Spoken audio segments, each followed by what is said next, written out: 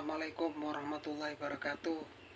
Selamat malam para sedulur YouTube, ketemu lagi dengan saya Agung Wijanarko. Oke para sedulur, di malam hari ini seperti biasa kita akan ngobrol-ngobrol teman-teman seputaran topik-topik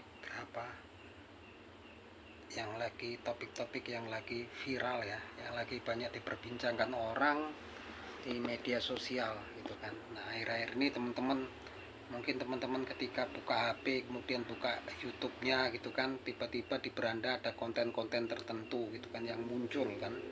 Tentunya konten-konten tersebut biasanya adalah konten-konten yang memang lagi viral, yang lagi populer dan sehingga mendapatkan rekomendasi dari YouTube ya. Nah, akhir-akhir ini teman-teman sering lihat gitu kan, bahwasanya juga ada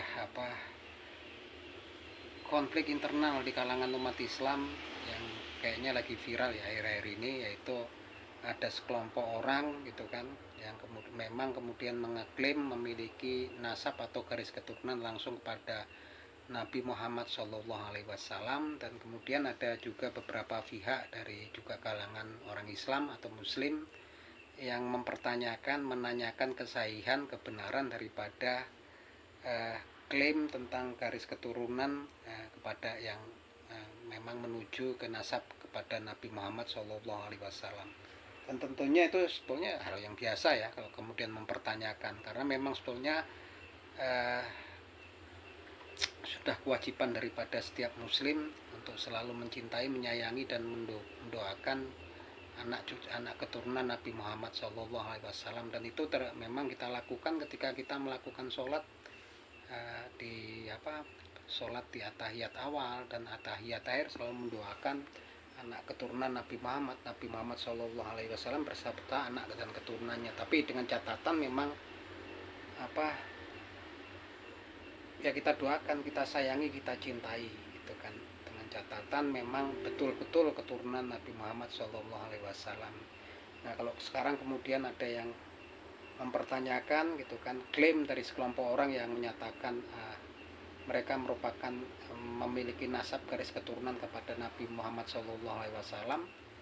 Saya rasa memang kalau memang betul ya nggak ada salahnya ya teman-teman kalau kemudian dibuktikan dengan bukti-bukti yang kemudian ya memang secara nasab garis keturunan, catatan-catatan tertentu, dan juga mungkin dengan saintifik gitu kalau memang bisa gitu kan. Karena memang kalau cerita kemarin-kemarin yang populernya lagi mau tes DNA kan susah ya teman-teman, karena memang sudah jauh, walaupun kemudian ada tinggalan-tinggalan daripada Nabi Muhammad yang diberitakan seperti rambut atau apa gitu kan. Tapi kan memang kalau menurut ahli genetika sendiri, kalau tes DNA itu sebetulnya untuk yang masih dekat ya gitu, seorang kakek, nenek, kemudian anak ke cucu gitu, untuk kekerabatan yang masih dekat. Kalau kita yang jauh mungkin nggak semudah yang dipikirkan, tapi memang kalau memang bisa dibuktikan, apa salahnya gitu kan. Karena memang saat ini kan memang lagi viral dan ada baiknya memang kemudian jalan keluarnya adalah pembuktian ya teman-teman gitu kan. Nah, kalau untuk saya sendiri pun saya akan selalu hormat, bahkan mendoakan, mencintai, menyayangi anak keturunan Nabi Muhammad SAW gitu kan. Dengan catatan ya teman-teman, kalau itu memang betul-betul anak keturunan atau zuriat daripada Nabi Muhammad SAW. Dan juga kan kita kalau lihat sekarang kan ini orang-orang yang mengeklaim tersebut juga ada oknum-oknumnya yang kayaknya sungguh sesuatu yang berlebihan. Saya lihat itu ada ceramah ya teman-teman gitu kan, yang nggak perlu saya tampilin lah di video ini, sebenarnya bisa ditampilin, tapi teman-teman bisa lihat sendiri ya track recordnya di situ. Nah, walaupun mungkin dihilangkan juga, dihapus videonya, pastinya juga udah di-download orang dan di-reupload gitu kan. Diberitakan di situ bahwasanya keturunan daripada habaib yang titik-titik ada kelanjutannya gitu kan, yang apa gitu kan, yang itu belajar agama, belajar daripada seorang habaib yang ya titik-titik, kemudian katanya lebih baik daripada belajar daripada 70 ulama gitu kan, atau ustadz gitu kan. Nah, ini kan sebetulnya kan malah kesininya menimbulkan friksi, karena memang sepertinya dulu di zamannya Nabi Muhammad SAW, zaman sahabat juga nggak ada yang memberitakan hal-hal yang seperti itu ya. Sekarang malah diberitakan belajar dari seorang yang habaib satu orang aja gitu kan. Bahkan yang nggak pintar gitu kan, katanya lebih baik daripada belajar daripada 70 ulama atau ustadz ataupun ulama gitu kan. Saya nggak ngerti gitu kan. Kalau menurut saya sendiri pribadi, kalau pakai akal pikiran saya juga nggak cocok gitu kan. Kemudian sampai ada yang tisu terkena keringatnya, orang-orang tersebut juga dihargai 200 juta pun nggak dijual ya. Terserah lah, atau nggak mau dijual, siapa juga yang mau beli. Saya kalau lihat-lihat kayak gitu juga akhirnya prihatin teman-teman, prihatin atas tentang bangsa kita gitu kan, kalangan masyarakat kita prihatin yang masih bisa dipengaruhi oleh hal-hal yang seperti itu gitu kan. Karena memang ada, kalau menurut saya sendiri sederhana lah beragama ini. Sudah kita menjalankan apa yang memang diwajibkan, menjauhi larangan, ya udah itu kan. Kemudian kita belajar dari Al-Quran dan hadis gitu kan, semampu kita kan, karena kita memang dikasih selain belajar agama juga kita mempunyai akal pikiran. Kita diberikan tangan, diberikan untuk memegang, untuk bekerja, kaki untuk berjalan, mata melihat, kuping mendengar, pikiran kita untuk menentukan kan, mana yang masuk logika atau mana yang enggak. Makanya selalu ada ya tafakarun, ya tafakarun, ya tafakarun. Saya itu kalau salut lihat orang-orang yang ada di corner Hyde Park di Inggris gitu kan, yang kemudian mereka mencari jati diri tentang keyakinan mereka, tentang agama mereka. Seperti orang, kalau teman-teman lihat tuh namanya Mansur, ada kemudian ada Hashim di situ kan, ada Ali Dakwah di situ. Itu mencari jati diri mereka, walaupun mereka itu nggak pinter, bahasa Arabnya nggak lagu-laguin yang bagus, nggak pinter, tapi memang pesan tuh nyampe betul di akal pikiran dan hati mereka gitu kan. Nah kalau di sini memang saya prihatin, memang kelemahan kalangan masyarakat kita harus kita akui, senang dengan hal-hal yang bersifatnya agak mistis-mistis, kultus individu kan, fanatisme terhadap sesuatu, ya itu kemudian dimanfaatkan oleh oknum-oknum tertentu. Dan itu memang kemudian ya dimanfaatkan yang harus seperti itu. Akhirnya pikiran kita pun terjajah nanti kan, takut-takuti gitu kan, nggak cinta, nggak menyayangi mereka, masuk neraka gitu. Masuk neraka itu adalah hak prerogatifnya Allah Subhanahu wa Ta'ala ya teman-teman. Jadi kalau menurut saya sendiri, saya berpatokan pada salah satu ayat di Al-Quran, yaitu di surat Al-Hujurat ayat 13 ya, yang bunyinya sebagai berikut: A'udzubillahi minasyaitonirrajim, bismillahirrahmanirrahim, inna khalaqnakum min zakari wal unsa wa ja'alnakum suhubba wa khoba ila lita'aruf, inna akramakum atqakum, inna akramakum atqakum, innallaha alimun khabir gitu kan. Jadi diberitakan oleh Allah Subhanahu wa Ta'ala di surat Al-Hujurat di ayat 13, inna khalaqnakum min zakari wal unsa, sesungguhnya aku menciptakan kalian dari seorang laki-laki dan seorang perempuan, wa ja'alnakum suhubba wa khoba ila lita'aruf, kemudian aku menjadikan kalian berbangsa-bangsa dan bersuku-suku, nggak lain kecuali untuk saling mengenal gitu kan, dengan catatan saling mengenalnya kemudian dilanjutkan inna akramakum atqakum gitu kan. Sesungguhnya kemuliaan kalian itu adalah tergantung seberapa besar ketakwaan kalian kepada Allah Subhanahu wa Ta'ala. Inna akramakum atqakum.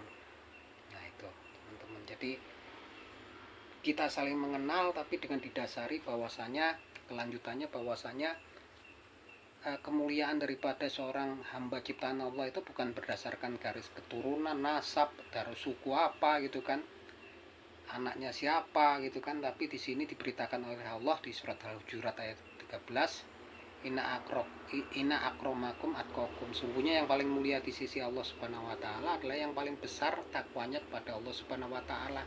Ini catatannya ya teman-teman, ini yang paling utama untuk pedoman kita, sehingga kita nggak terjajah oleh doktrin-doktrin tertentu yang seakan-akan kayaknya malah menakut-nakutin kita gitu kan.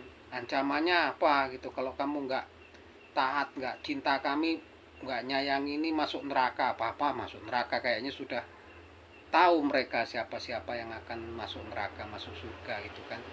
Maksudnya begini ya teman-teman, oke lah kita hormati orang-orang yang memang mengerti tentang agama, pandai dalam beragama, pandai ilmu agama, tapi janganlah berlebihan gitu kan. Karena hal-hal yang seperti itu juga dulunya nggak pernah, kalau dalam sejarah riwayat Nabi Muhammad SAW bersabda para sahabat juga nggak kita temukan gitu kan. Yang jelas kita sebagai bangsa Indonesia gitu kan, kita punya harga diri, harkat martabat, dan punya kebebasan berpikir gitu kan. Jangan sampai kemudian terjajah oleh pikiran-pikiran, doktrin-doktrin yang yang diberikan oleh orang-orang tertentu, dan bahkan kemudian kita memberi panggung mereka gitu kan. Kita punya jati diri gitu kan, harus kita punya pegangan. Jangan sampai kemudian kita memang didoktrin, dimanfaatkan dengan pikiran-pikiran kita yang memang diwariskan. Kita itu punya kecenderungan terhadap sesuatu fanatisme, kultus individu, yang sininya akhirnya kita malah dimanfaatkan oleh orang-orang ataupun oknum-oknum tertentu. Pokoknya teman-teman, dalam dalam membahas keturunan segala macam, kalau saya sendiri ya tetap pedomannya di surat Al-Hujurat ayat ke-13 itu ya. Diciptakan oleh Allah bersuku-suku, berbangsa-bangsa. Kita asal usulnya dari Nabi Adam dan Hawa, min zakari wal unsa. Kemudian diciptakan berbangsa suku-suku dan berbangsa-bangsa, ilali ta'aruf, untuk saling mengenal, dengan catatan inna akromakum atqakum, yang paling mulia di antara kalian di sisi Allah Subhanahu wa taala yang paling taat. Itu aja teman-teman. Kalau teman-teman kemudian berpendapat, beranalisa lain, terserah ya gitu kan. Saya menggunakan akal pikiran saya. Kalau kemudian kita menghormati, menyayangi anak keturunan Nabi Muhammad, itu udah pasti teman-teman, wajib. Karena kita setiap sholat di tahiyat awal dan akhir, kita otomatis nggak sah sholat kita tanpa mendoakan Nabi Muhammad SAW beserta keluarganya gitu kan. Tapi kalau kemudian sekarang ada orang-orang yang mengaklaim gitu, yang jelas kalau kemudian benar ya apa gitu kan. Tapi kemudian kalau kemudian ada yang pertanyakan pun, saya pikir juga nggak masalah gitu kan. Kalau memang benar adanya gitu kan, kalau seperti teman-teman, kamu anaknya Pak A ya gitu, cucunya si B gitu, betul nih saya ada akte kelahirannya kok gitu kan, ini saya punya buktinya, akte kelahirannya itu gambaran gitu kan. Nggak perlu kemudian kita menanggapinya dengan sangat emosional dan agresif gitu kan. Artinya itu memang, kalau memang ada yang mempertanyakan ya mungkin ya sah-sah aja lah gitu kan. Kalau menurut saya pribadi gitu kan. Akhir kata teman-teman, jangan mudah kita kemudian terpengaruh terhadap orang-orang tertentu, yang oknum-oknum tertentu yang mendoktrin kita kan, dengan hal-hal yang memang mudah berlebihan dan gak masuk akal gitu kan. Ya seperti tadi, keringat di tisu harganya 200 juta. Jangan sampai teman-teman mau beli kayak gitu kan. Itu apalah gitu kan. Kemudian belajar dari orang tertentu nih, si A kemudian lebih bagus, kalau ini golongan ini lebih baik, kamu belajar dari itu gitu kan, daripada belajar daripada 70 ustadz atau ulama. Kayaknya aneh gitu kan. Oke gitu teman-teman, akhir kata tetap saya berpesan pada teman-teman agar berpikir menggunakan akal pikiran rasional kita. Selain kita juga langsung belajar dari sumbernya, dari Al-Quran dan hadis teman-teman. Oke, itu aja teman-teman. Semoga bermanfaat obrolan kita di malam hari ini. Salam seduluran dari saya, Agung Wijanarko dari Yogyakarta. Akhir kata, wabillahi taufik wal hidayah. Wassalamualaikum warahmatullahi wabarakatuh.